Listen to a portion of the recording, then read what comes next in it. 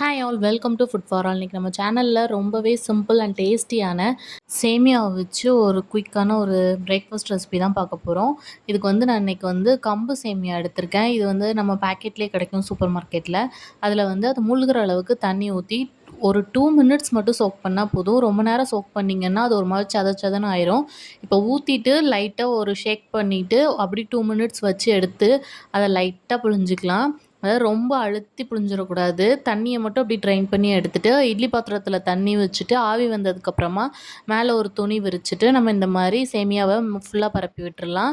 இது ஒரு 5 minutes to 7 minutes வெந்தால் போதும். நல்லா சாஃப்டாக வந்துடும். நீங்கள் கம்பு சேமியா இல்லை ராகி இல்லாட்டி அரிசி சேமியா அந்த மாதிரி நிறையா கிடைக்கும் பேக்கெட்டில். அதை வச்சு கூட பண்ணலாம். சேமியாவை வேக வச்சுட்டு சும்மா சர்க்கரை தேங்காய் பூ போட்டு சாப்பிட்றதுக்கு இந்த மாதிரி வெஜிடபிள்ஸ் அண்ட் எக்லாம் சேர்த்து சாப்பிட்டிங்கன்னா ரொம்பவே ஹெல்த்தியும் கூட. கடாயில் கொஞ்சமாக எண்ணெய் விட்டுட்டு கடுகு கூடவே கொஞ்சமாக சீரகம் தாளிச்சுக்கலாம். சீரகம் ஆப்ஷனல். நீங்கள் சைனீஸ் டைப்பில் பண்ணுறீங்கன்னா சீரகம் தேவையில்லை. இது கூடவே ஒரு பெரிய வெங்காயத்தை நல்லா பொடிசாக கட் பண்ணி ஆட் பண்ணிக்கலாம். வெங்காயம் லைட்டாக வதங்கினதுமே அதில் நான் ஒரு தக்காளியை பொடிசாக கட் பண்ணி அதையும் ஆட் பண்ணிக்கிறேன். தக்காளி நல்லா குழஞ்சி வேகிற அளவுக்கு வந்ததுக்கப்புறமா நம்ம இதில் தேவையான வெஜிடபிள்ஸ் கட் பண்ணி சேர்த்துக்கலாம். நான் இன்றைக்கி கேரட் பீன்ஸ் சேர்த்துருக்கேன். நீங்கள் உங்களுக்கு விருப்பமான வெஜிடபிள்ஸ் எது வேணாலுமே சேர்த்துக்கலாம். நீங்கள் வெஜிடபிள்ஸ் சேர்க்க சேர்க்க இது நல்ல ஹெல்த்தி தான்.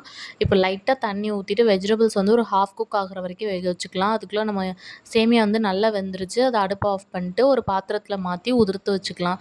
இப்போ வெஜிடபிள்ஸ் நல்லா வெந்துருச்சு. இப்போ இது கூட நம்ம தேவையான மசாலாலாம் சேர்த்துடலாம். ஒரு 1/4 ஸ்பூன் போல் மஞ்சள்தூள், ஒரு 1 ஸ்பூன் போல் கரம் மசாலா, அது கூடவே ஒரு 1.5 ஸ்பூன் போல் சிக்கன் குழம்பு மசாலா தூள் சேர்த்துருக்கேன். இது ஆப்ஷனல் தான். நீங்கள் அது வேண்டான்னா வெறும் கரம் மசாலா மட்டுமே சேர்த்துக்கலாம்.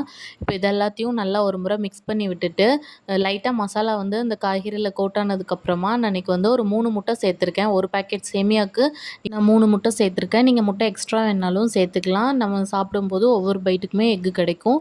நீங்கள் முட்டையை இப்படி பண்ணாட்டி நீங்கள் தனியாக ஸ்க்ராம்பிள் பண்ணி கூட சேர்த்துக்கலாம். இப்போ முட்டை நல்லா ஸ்க்ராம்பிள் ஆனதுக்கப்புறமா நம்ம ஆல்ரெடி பாயில் பண்ணி உதிர்த்து வச்சுருக்க சேமியாவையும் இதில் சேர்த்துட்டு கொஞ்சமாக கொத்தமல்லி இலை தூவிக்கலாம். நீங்கள் வெஜிடபிள்ஸ் வேக வைக்கும் போதே உப்பு சேர்த்து வேக வச்சிட்டிங்கன்னா இதை மிக்ஸ் பண்ணும்போது கரெக்டாக இருக்கும். நீங்கள் டிஃபன் பாக்ஸுக்கு கூட பேக் பண்ணலாம். எப்படி இருக்குன்னு செஞ்சு பார்த்துட்டு மறக்காமல் கமெண்ட்ஸில் சொல்லுங்கள். நம்ம சேனலை மறக்காமல் சப்ஸ்கிரைப் பண்ணிக்கோங்க. உங்களை இன்னொரு வீடியோவில் பார்க்குறேன். அது வரைக்கும் பாய்.